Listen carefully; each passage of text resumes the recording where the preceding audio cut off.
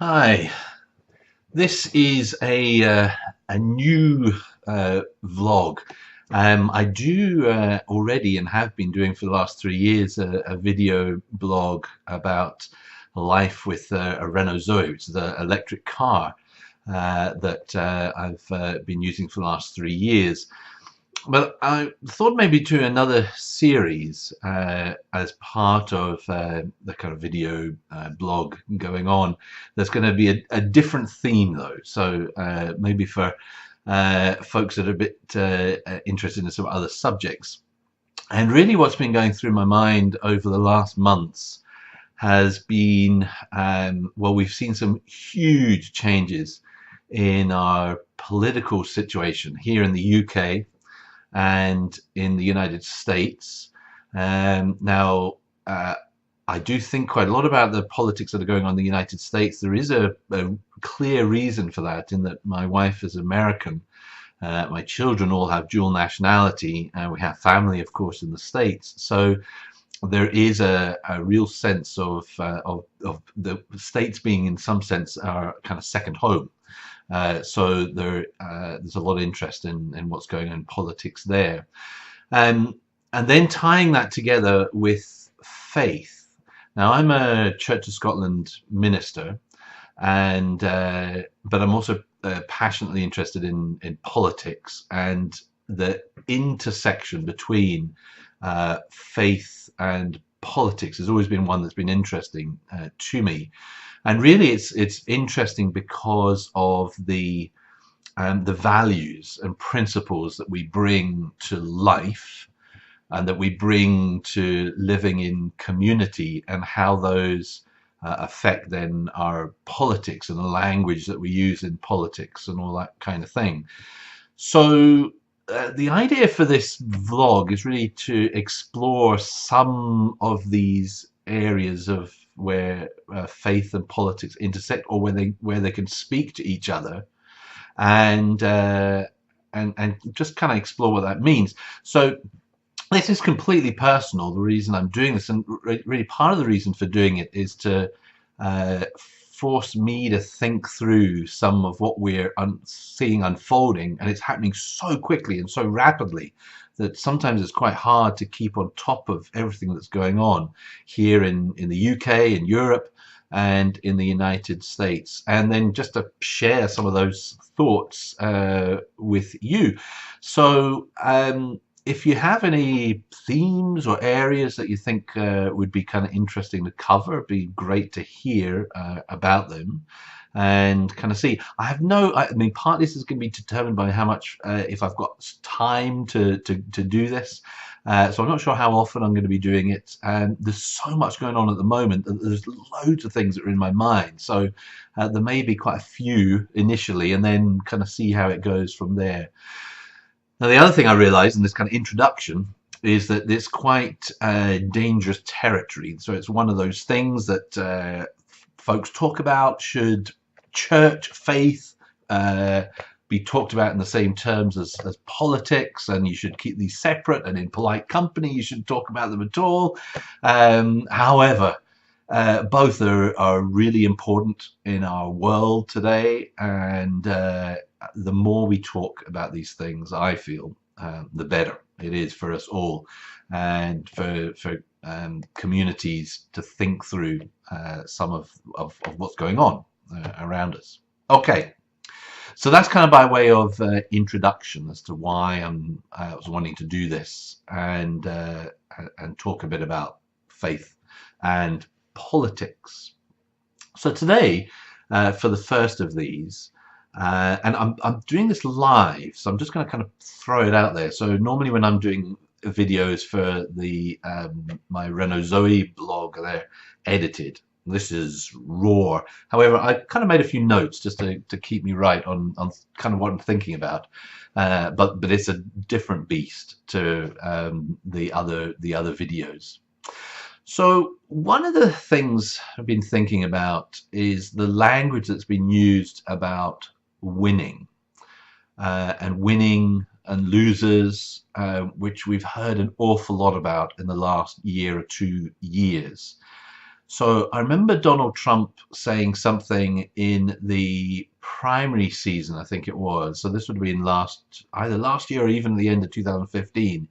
And he said something along the lines of, if I'm president, we'll win so much you'll get bored with winning, which I thought was hilarious. But it's that idea of winning, and in winning, inevitably you're putting yourself at a different relationship to the other, and in a sense ridiculing anyone who has a kind of different point of view to you, or is wanting to do things in a different way as the loser. So you've got this winners on one side and losers on the other side.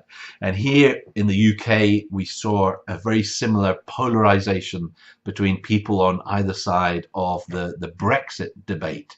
So that now, post all of that, and as we're kind of seeing the repercussions of all this, and as the discussions are starting, and as the government is starting to put things into place, we have the Brexiteers, which sounds like something that's come out of the Crusades, but the Brexiteers, sword in hand, who are those who are for Brexit, who are striving for Brexit.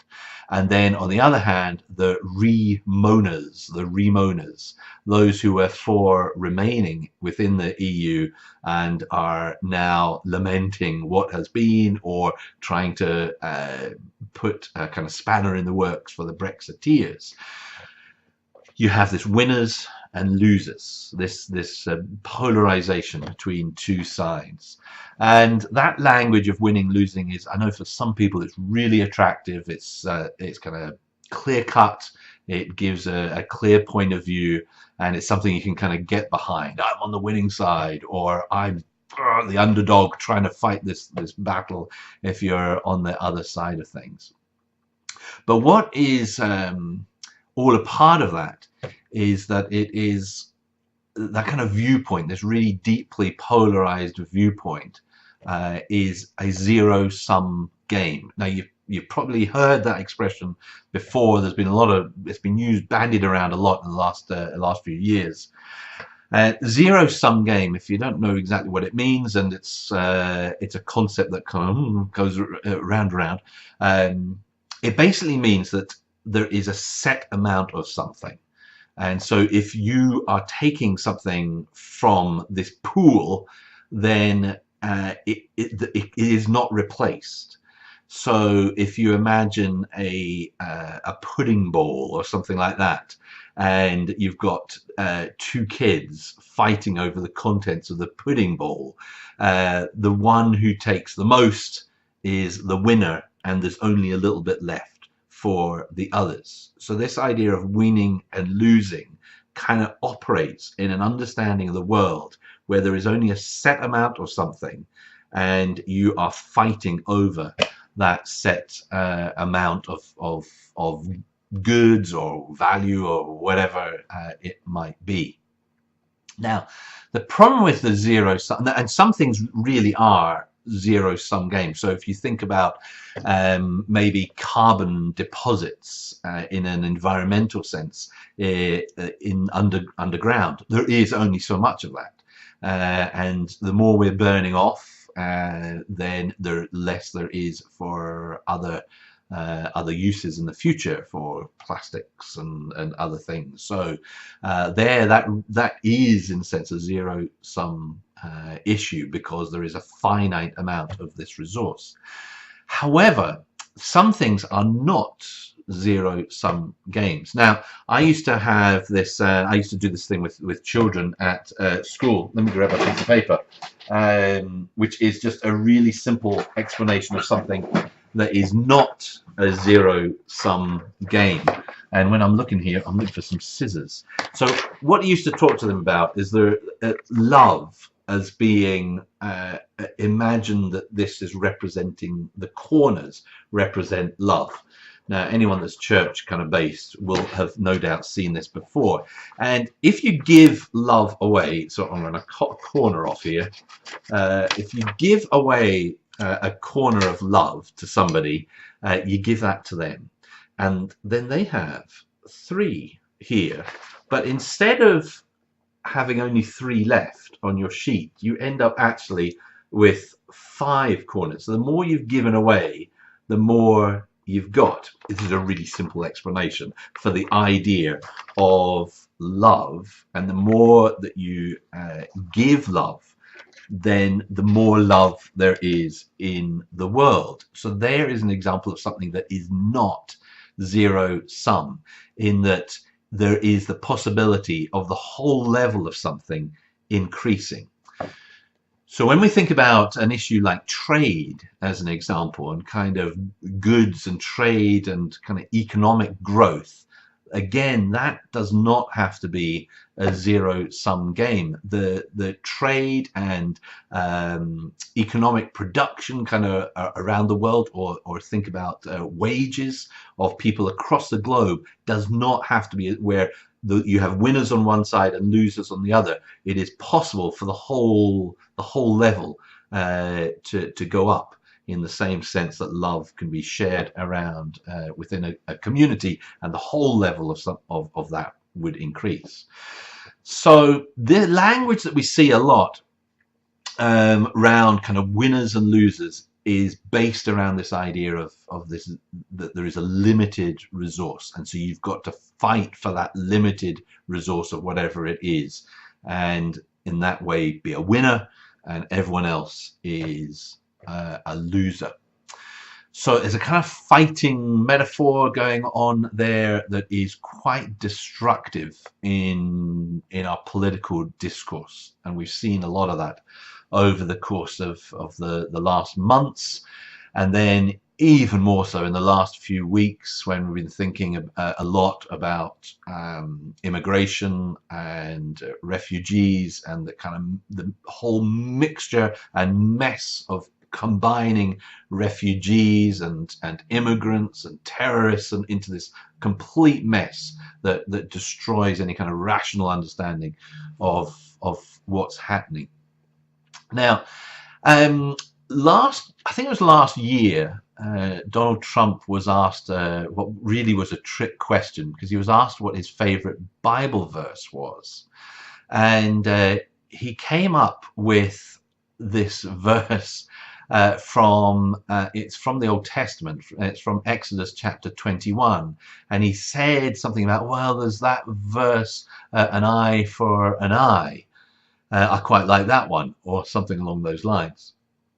Now that comes from Exodus 21, it's verses 23 to 27, if you're wanting to look it up, which says, if any harm follows, then you shall give life for life, eye for eye, tooth for tooth, hand for hand, foot for foot, burn for burn, wound for wound, stripe for stripe.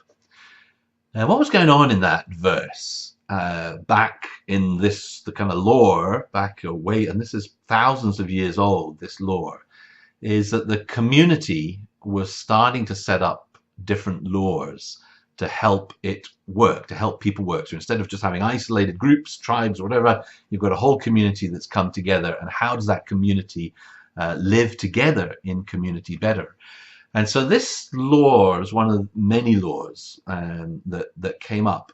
And it's one about trying to give some sense of control to the idea of people wanting retaliation for something. So if somebody had done something to you, you'd retaliate against them. And there was a big, I mean, there were problems with that at that time, of people going completely off the wall in retaliation. So wiping out, the kind of mafia style thing of wiping out a whole family because of some slight or something that had happened that may have been relatively small, but to show that you're a winner, to show that you've got power, you are going to go over the top in your response to wipe the others out. So the funny thing now, from seeing and reading a bit of Donald Trump's history, and especially his business kind of history and his business dealings, I can understand why that would be really appealing to him, this idea of destroying anyone who is shows any weakness, or that if you're trying to do a deal with somebody, if there's somebody that's kind of in the way, you just completely destroy them.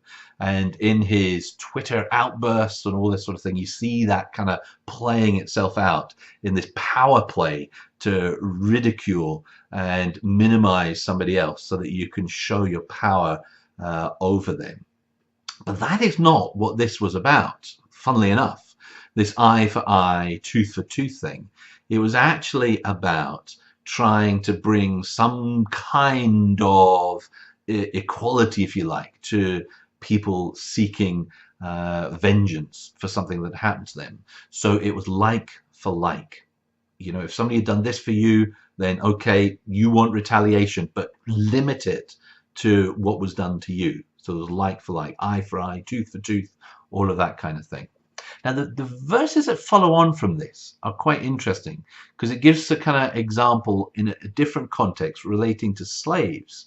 When it says, when a slave owner strikes the eye of a male or female slave, destroying it, the owner shall let the slave go, a free person, to compensate for the eye. So there's something a bit different. This is different to the eye for eye because a slave was a whole different level. But even so, the slave is allowed to go free. It says if the owner knocks out a tooth of a male or female slave, the slave shall be let go, a free person, to compensate for the tooth. So when you, that whole kind of chapter in that bit is all about justice and how justice works itself out. Okay, so I'm not entirely sure Donald Trump, when he expressed that eye for eye bit, was quite understanding that this was actually a step towards a kind of more egalitarian state where the kind of punishment met the crime kind of idea. But here's where it gets more interesting, because what Donald Trump, I suspect, didn't realize, because I'm sure he really has not got much idea of what is in the scripture, what's in the Bible, is that that very part was then used by Jesus to talk about something else. So in what's called the Sermon on the Mount in Matthew's story about Jesus, this is a whole collection of different teaching that Jesus would have given over a whole period, and Matthew collects it together into this kind of big section. So it's teaching on all different kind of themes, and there's a bit about retaliation in there. And Jesus says, you have heard that it was said, an eye for an eye and a tooth for a tooth. So he's quoting this exact section.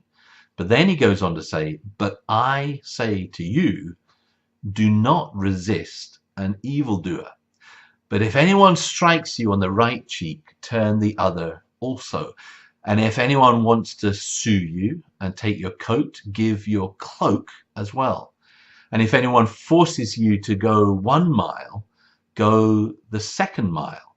Give to everyone who begs from you, and do not refuse anyone who wants to borrow from you. So this sounds like, on the kind of face of it, the sort of perfect verse for a bully to hitch themselves onto. Oh, great, if I get this one thing out of this person, then these weak losers here are going to give me another thing as well. They're going to give me the extra mile. They're going to give me their cloak also. They're going to turn the other cheek. So why does Jesus use that verse, an eye for an eye, a tooth for a tooth, and go even further, saying, but I say to you, I'm going to say something different to you here? What kind of winning is this? And isn't this just a place of, here he's in a sense saying, put yourself in the position of the loser? Because I'm sure if this verse was expressed to Donald Trump, that is what he would be thinking.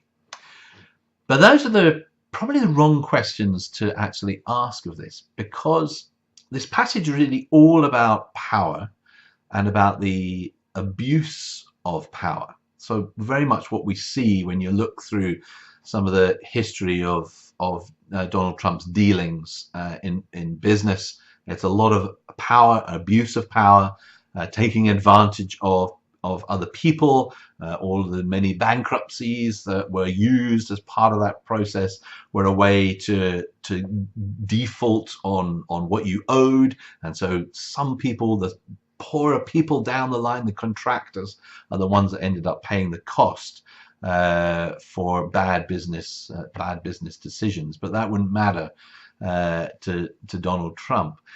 So this is about abuse of power, about how power is used. Now, when you hit somebody, when you strike somebody in the face, you are deliberately trying to humiliate them. You're trying to belittle the other person, literally to knock them down the ladder, knock them down the power structure, show that you are more powerful than they are. So the really risky but genius part of what Jesus says when he says, "But I say to you," is that he says, look, I'm going to show you how you can retake control in this situation when you're dealing with a bully, but do it in a way where you are not resorting to violence yourself. And so offer the other cheek. Now, some have talked about how offering the other cheek would then force, so if you imagine whacking someone, I'm going to hit them. If you turn the other cheek to them, then you can't hit them any longer. You'd have to backslap them if you're going to hit them, which kind of puts you in the position of weakness to do that. But more importantly, whatever the other person does now is in your control.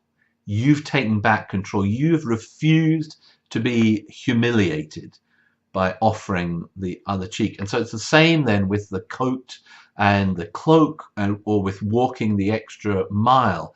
In a non-violent way, you have reasserted your control over the situation with an act of generosity towards the abuser, the one that's trying to abuse their power.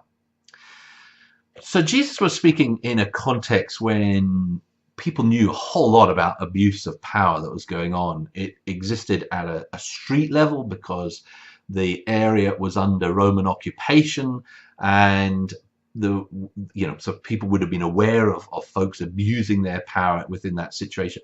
It also happened at a systemic level, a much higher level, because there were huge levels of inequality between those who were the haves and those who were the have-nots, with the wealthy, the poor, the powerful, those who are powerless. So very kind of similar situation to what we find ourselves in today.